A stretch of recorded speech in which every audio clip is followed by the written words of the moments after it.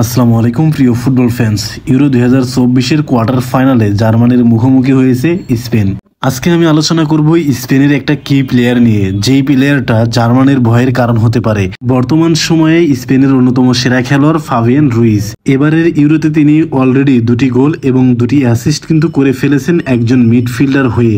এবারের ইউরোতে স্পেনের জাতীয় দলের হয়ে এখনো পর্যন্ত ফাবিয়ান রুইসের কিন্তু রেটিং সবচেয়ে বেশি। তার রেটিং হচ্ছে 8.77। কুকুরেল্লার 7.83 এবং দানি অলমোর 7.73। তার মানে বোঝাই যাচ্ছে তিনি প্রত্যেকটা ম্যাচে কিন্তু দারুণ খেলেছেন। গোল স্কোরিং এর দিকে যদি তাকাই তাহলে এখানেও দেখা যাচ্ছে ফাবিয়ান রুইস কিন্তু সবচেয়ে বেশি গোল করেছেন। তিনি গোল করেছেন 2টি, দানি অলমো গোল করেছেন 1টি এবং রদ্রি গোল করেছেন 1টি। এখানেও কিন্তু তিনি সবার চেয়ে উপরে। এবার কথা বলা যাক অ্যাসিস্ট নিয়ে। এই ইউরোতে স্পেনের হয়ে সবচেয়ে বেশি অ্যাসিস্ট করেছেন ফাবিয়ান রুইস। তিনি কিন্তু 2টা অ্যাসিস্ট করেছেন। অন্যদিকে ফরওয়ার্ড লামিনো ইয়ামালও কিন্তু 2টা অ্যাসিস্ট করেছেন। মিডফিল্ডার দানি অলমো 1টি অ্যাসিস্ট করেছেন। এখানেও কিন্তু ফাবিয়ান রুইজের আধিপত্য খুব সুন্দরভাবেই চোখে পড়ার মতো। যদি গোল অ্যাসিস্টের হিসাবে আসি তাহলে দেখা যায় ফাবিয়ান রুইস কিন্তু 2টা গোল এবং 2টা অ্যাসিস্ট করার কারণে সব মিলে গোল অ্যাসিস্ট তার 4টি। দানি অলমোর হচ্ছে 2টি, নিকো উইলিয়ামসের হচ্ছে 2টি। প্রতি ম্যাচে ফাবিয়ান রুইস গোলমুখে শট নিয়েছেন 3 থেকে 4টা। দানি অলমো হচ্ছে 3 থেকে 4টা এবং লামিনে ইয়ামাল 2 থেকে 3টা শট কিন্তু প্রতি ম্যাচে নিয়েছেন। ফাবিয়ান রুইস এবং দানি অলমো প্রতি ম্যাচে 3 থেকে 4টা শট নিলেও অন টার্গেটে রাখতে পেরেছেন 1 থেকে 2টা করে। অপরদিকে পেদ্রি কিন্তু প্রতি ম্যাচে 1টা করে অন টার্গেট শট নিয়েছেন। স্পেনের হয়ে এই ইউরোতে সবচেয়ে বেশি বিগ চান্স ক্রিয়েট করেছেন লামিনো ইয়ামাল। তিনি 4টা বিগ চান্স ক্রিয়েট করেছেন। অপরদিকে ফাবিয়ান রুইস কিন্তু 3টা বিগ চান্স ক্রিয়েট করেছেন এবং কুকিরেলা 2টি।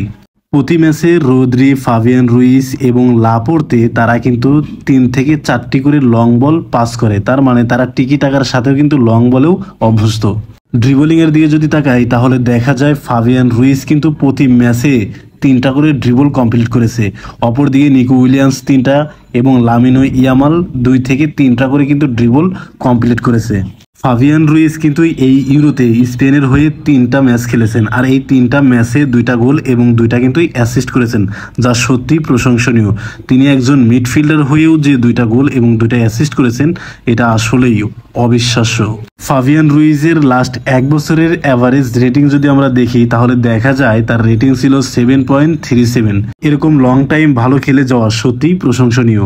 এই ইউরোতে ফাবিয়ান রুইস কেমন খেলেছেন হিটম্যাপ দেখলেই বোঝা যায়। দেখেন ফাবিয়ান রুইস লেফট মিডে কিন্তু খেলে থাকেন। তিনি লেফট মিড থেকেও কিন্তু সেন্ট্রাল মিড এবং অ্যাটাকিং মিডফিল্ডেও চলে আসেন। মাঝে মধ্যে কিন্তু ডিফেন্সেও তাকে দেখা যায়। হিটম্যাপ দেখলে দেখা যায় যে ফাবিয়ান রুইস কিন্তু একদম রাইট উইংয়ে না গেলেও রাইট উইংয়ের কাছাকাছি গিয়ে কিন্তু তিনি খেলে থাকেন। ফাবিয়ান রুইসের হিটম্যাপ দেখলে বোঝা যায় তিনি কিন্তু ডিফেন্সেও খেলতে পারেন, অ্যাটাকিং মিডফিল্ডার পজিশনেও খেলতে পারেন এবং সেন্ট্রাল মিডফিল্ডার হিসেবেও খেলতে পারেন। ফাবিয়ান রুইস ইউরোর এই 3টা ম্যাচে স্পেনের হয়ে যে লেভেলের পারফর্ম করেছেন তাই জার্মানিদের জন্য ভয়ের কারণ হতেই পারে। নিজেদের মাঠে কোয়ার্টার ফাইনালে জার্মানি যদি ভালো কিছু করতে চায় তাহলে অবশ্যই স্পেনের ফাবিয়ান রুইসকে আটকাতে হবে।